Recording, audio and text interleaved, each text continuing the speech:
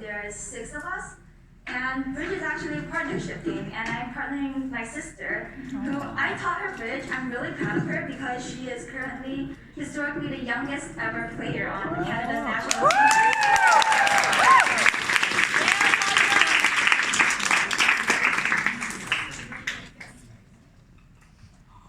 Alright, so today I will actually be giving my talk on lifeguarding.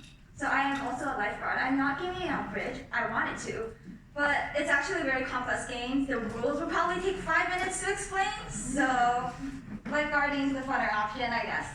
So yes, you guys can all see this? Perfect. Alright, so I am a lifeguard. I've been a lifeguard for about half a year now. And I found that usually people are not very informed about lifeguards and what they do. So today let's try a fun activity. We've got a video here of a wave pool. And let's look at the video and see which one of you can spot the person who's drowning first. All right? Spot the drowning. Let's go.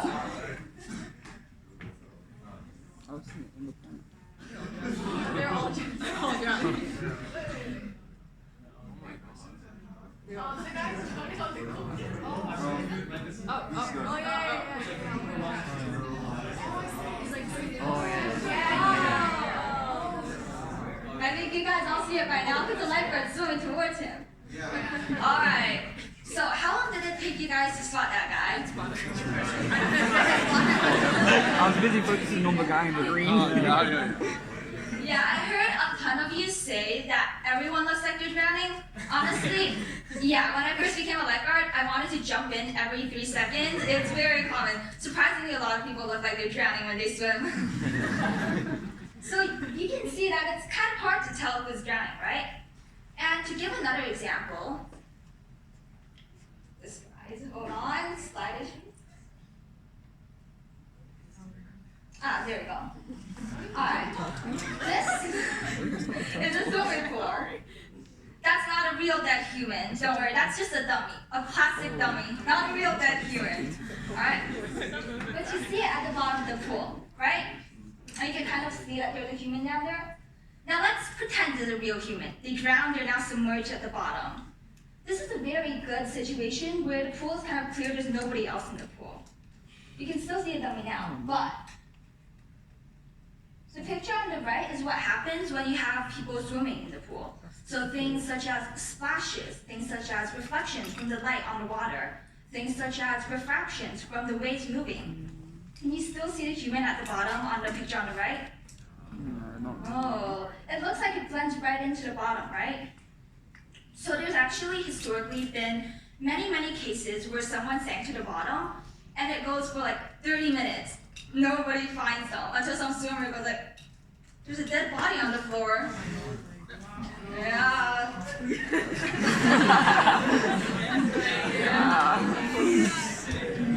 So, to prevent situations like this from happening, we are trained to try to catch people before they fall under. So what this entails is actually, while we are standing there, we're trying to scan the pool. And according to Canada's laws, each lifeguard can legally manage a maximum of 499 meters squared, or 30 people in their area. So you have to scan every single inch of your area, every single one of these people. And you have to do this every 10 to 30 seconds, because on average it takes about 30 seconds for someone to go under and get submerged. Now, while you're scanning, you're not just looking around, daydreaming, you know. There's actually lots of things you have to do.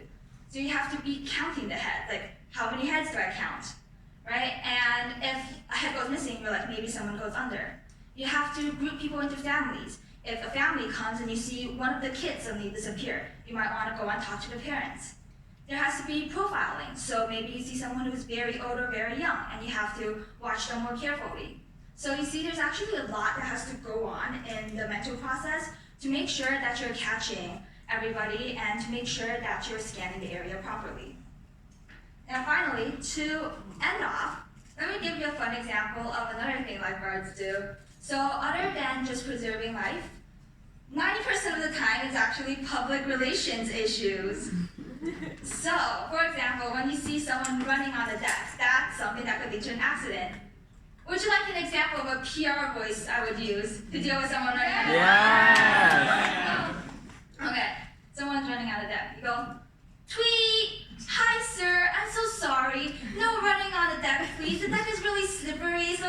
slip and hurt yourself, if you really want to have some fun, I would recommend you go play in the water. You can swim fast in the water, and it's a lot more fun. Thank you very much, and have a nice day. Hope you enjoy your stay at the pool.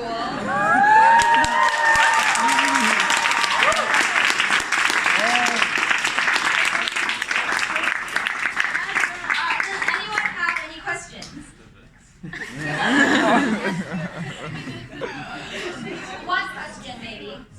Yes?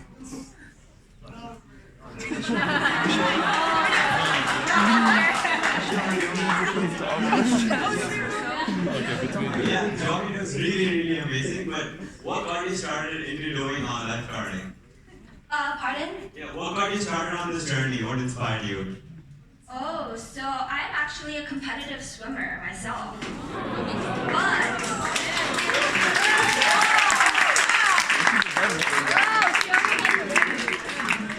I'm a competitive swimmer who actually switched to competitive lifeguarding, and yes, that is a thing.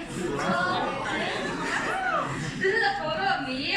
Competitive lifeguarding, it's still speed swimming, but here, for example, you have to carry a plastic dead human around. You know, it's a bathroom carrying a human. So I found that a lot of fun, and I think lifeguarding really is a very meaningful job because it really practices your social skills as you have to do the PR voice with lots of people. And it's also really meaningful when you actually do have to save someone. I have not had to save someone yet, thankfully. That sounds very stressful. But it's really good mindset when you know that, people have their lives depending on you and you're doing a very meaningful line of work.